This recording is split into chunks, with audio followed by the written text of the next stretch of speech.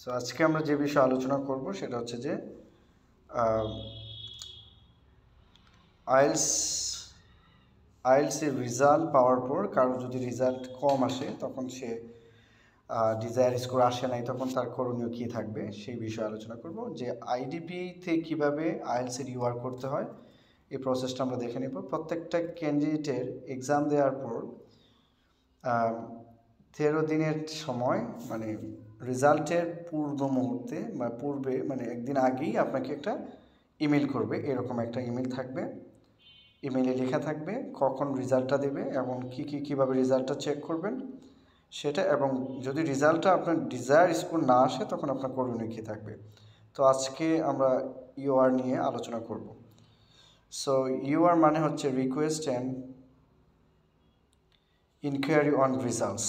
So এই বিষয়টা আমরা কীভাবে নিচে লেখা আছে যে please follow the link below for applications.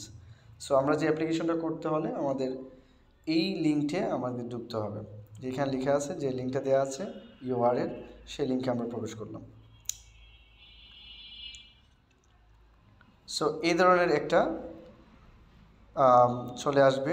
এখানে বুঝতে হবে কি কি দেয়া আছে, সেই বিষয়গুলো আপনি ভালো করে বুঝে নেবেন, তারপর এই ফর্মটা ফিল আপ করতে হবে। সো এখানে লেখা আছে যে অ্যাপ্লিকেশন প্রসেসটা কীভাবে করতে হবে। মূলত অ্যাপ্লিকেশন প্রসেসটা হচ্ছে এটা 6 উইক্সের এক্সাম ডেট থেকে 42 দিন পর্যন্ত, এর মধ্যে আপনি ইউআরটা করতে পারবেন। সো রেজাল্টটা নর্মালি চলে আসে 3 থেকে 21 দিনের ভিতরে রেজাল্টটা আপনি পেয়ে যাবেন, আপনাকে ইমেল করে জানিয়ে দেওয়া হবে। এই প্রসেসটা এখানে লেখা আছে ইউআরএল। তাছাড়া আপনাকে আগে যে কাজটা করতে হবে, প্রথমেই আপনাকে পেমেন্ট করার সিস্টেমটা সেটা আপনাকে করতে হবে। দেখেন এখানে payment should be made on bKash Nagad to the merchant number. এই নাম্বারটা দিয়ে আমরা এইখানে আমরা দিয়ে দিলাম, কপি করে আমরা চলে যাব একটা বিকাশ অ্যাকাউন্ট। কীভাবে করবেন সেই প্রসেসটা একটু জাস্ট দেখিয়ে দিলাম, একটু ধৈর্য ধরে এটা শুনতে হবে, কারণ আমাদের আরেকটা অলরেডি ভিডিও করা আছে ইউটিউবে, সেটা অনেক লেন্দি প্রসেস। এটা এখন কিছুটা চেঞ্জ আসছে, সহজ করে নিয়েছে আইডিপি, যার কারণে আপনাদের এটা নতুন করে একটা ভিডিও করলাম যাতে আপনাদের সুবিধা হয় আর কি।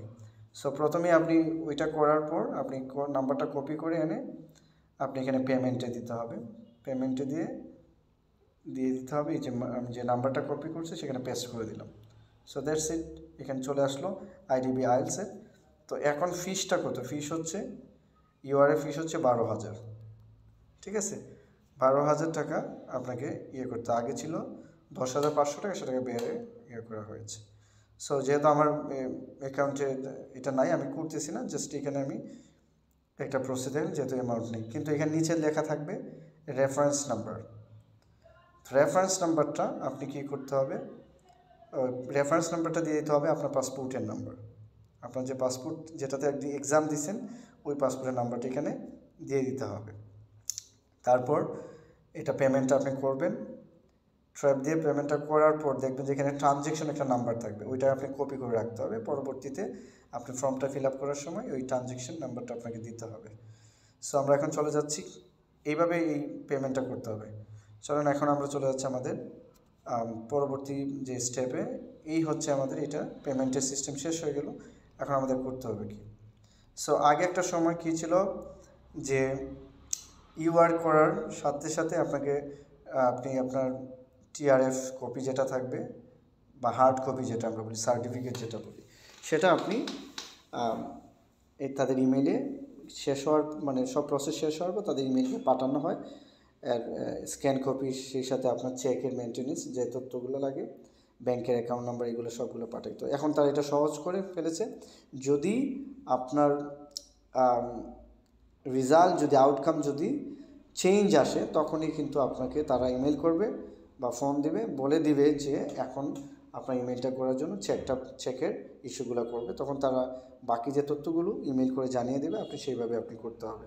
তো এটা সহজ করে দিয়েছে, জাস্ট রেজাল্ট যদি চেঞ্জ আসে তখনই তারা ইমেল করে জানিয়ে দেবে, আপনি ওই প্রসিডিউর অ্যাপ্লাই করবেন।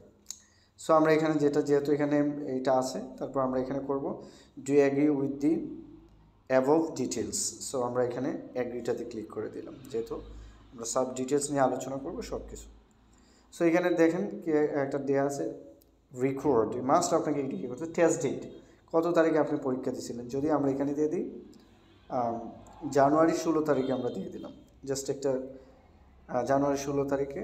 এখন আপনাকে দিতে হবে কি এক্সাম দিচ্ছে, টেস্ট ফরম্যাটটা কী ছিল, আপনি কি সিডি সিস্টেমে দিচ্ছে, মানে কম্পিউটার বেস দিচ্ছেন না পেপার বেস না লাইফ স্কিলস। সো তিনটাতে হয়।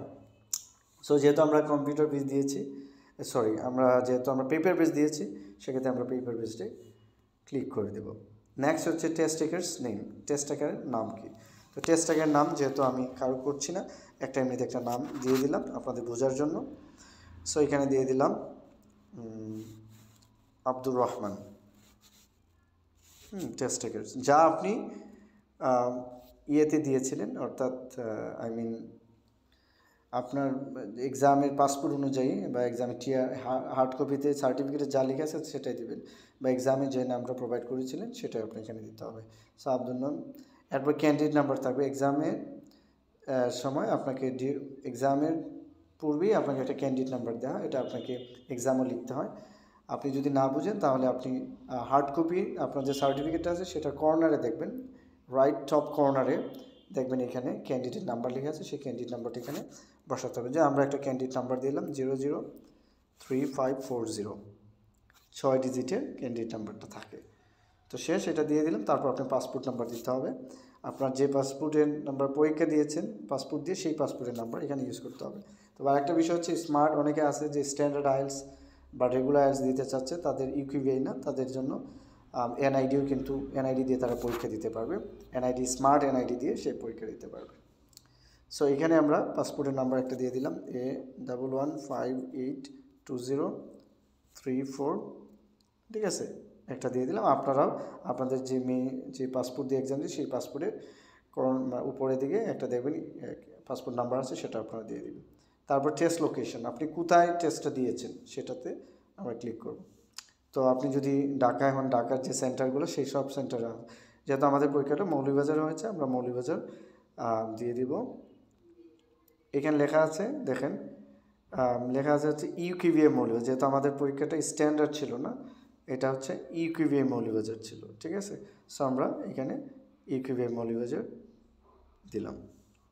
দেন হচ্ছে আপনাকে দেখবে address and your phone number, অর্থাৎ কোথায় আপনার হার্ড কপিটা, মানে যে রেজাল্টটা আপনি যদি চেঞ্জ আসে তখন আপনাকে তারা সার্টিফিকেটটা পাঠাবে আপনার কাছে, কুরিয়ার করবে। তো কুরিয়ারটা কোথায় করবে এই বিষয়টা লিখে নেবেন। যেহেতু আমাদের স্টুডেন্টরা আমাদের কাছে আসছে, সো আমরা এখানে আমাদের ঠিকানাটা দিয়ে দিলাম। বাট আপনি যখন দেবেন আপনি কোন ঠিকানায় পাবেন সেই ঠিকানা তাদের, আপনার ফোন নাম্বার, আপনি ঠিকানা সহ এখানে দিয়ে দেবেন। যেহেতু আমাদের এখানে ঠিকানা, সো আমরা এখানে দিয়ে দিলাম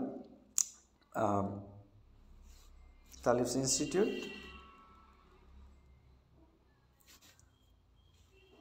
মৌলভীবাজার, ঠিক আছে। সো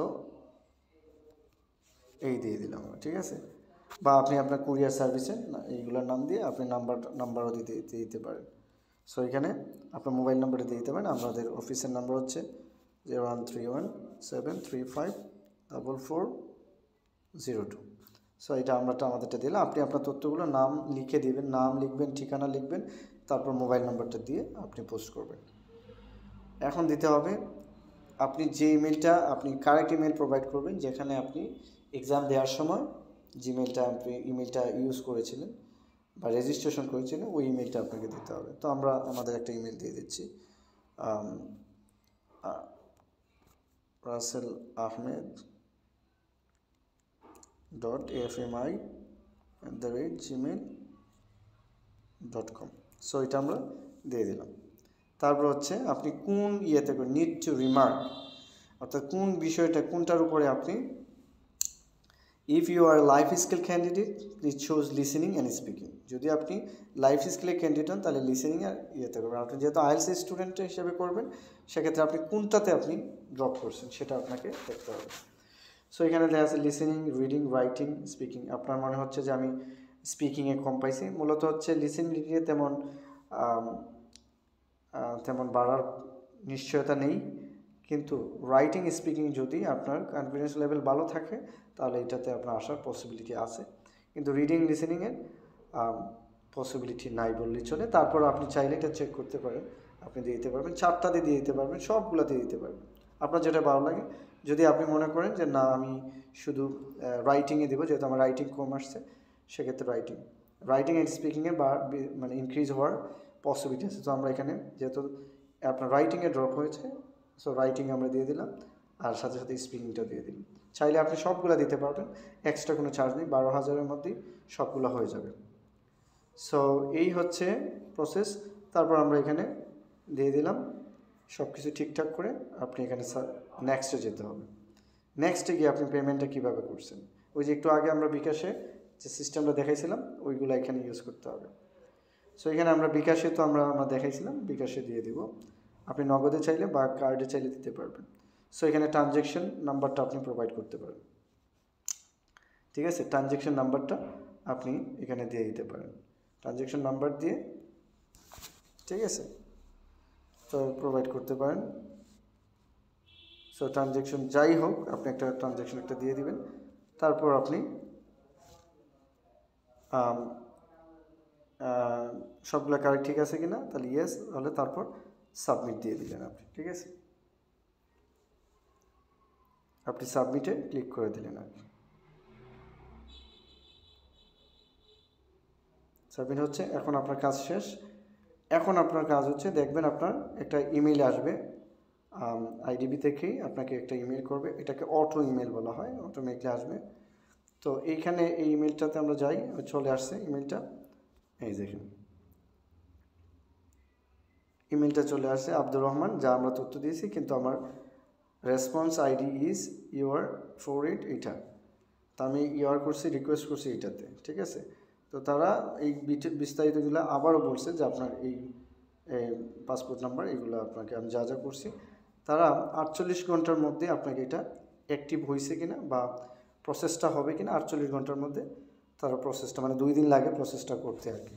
তারপর তারা আবার একটা ইমেল করবে আপনাকে যে এটা সাকসেসফুল অ্যাকসেপ্টেড হয়েছে, এরকম একটা ইমেল দিবে। তখন থেকে আপনার দিনটা কাউন্ট হবে, 3 থেকে 21 দিনের মধ্যে আপনার রেজাল্টটা চলে আসবে। রেজাল্ট চলে আসার পর আপনাকে আবারও যদি চেঞ্জ আসে রেজাল্টের মধ্যে, আপনাকে এই তথ্যগুলো দিয়ে দিবে আপনি কিভাবে আপনি এটা করবেন। সো তথ্যগুলোতে লেখা থাকবে যে আপনার রেজাল্ট চেক করার জন্য। তো চেক করার ক্ষেত্রে কিন্তু যদি আপনার অনেক সময় দেখা যাচ্ছে সাথে সাথে এটা যদি চেঞ্জ হয় সাথে সাথে দেখায়, আপনি রেজাল্টটা যেভাবে চেক করছেন আইডিবি সেম ওয়েতে। তারপর আপনি এখানে দেখবেন যদি 3, 4, 5 ঘন্টার পরে এরকম যদি অনেক সময় হয়, সার্ভার প্রবলেম থাকলে এরকম হতে পারে। যদি না হয় তাহলে মনে করবেন যে আর কোনো চেঞ্জ হওয়ার পসিবিলিটি নাই।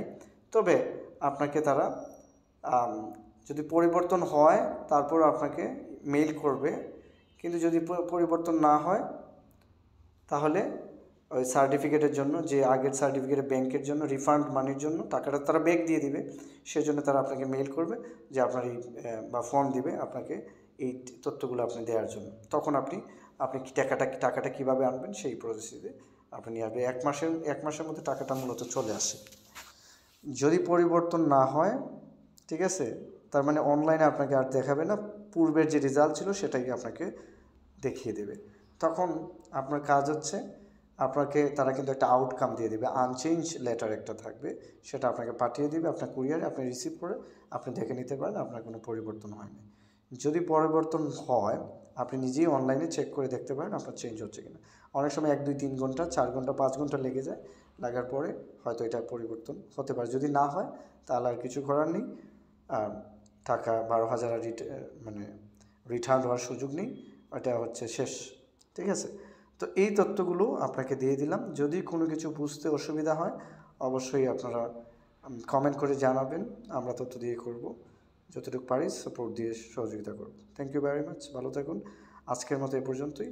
ভিডিওটি ভালো লাগলে অবশ্যই শেয়ার করবেন, সেই সাথে আমাদের চ্যানেলটি সাবস্ক্রাইব করে সঙ্গেই থাকবেন। ধন্যবাদ, আসসালামু আলাইকুম।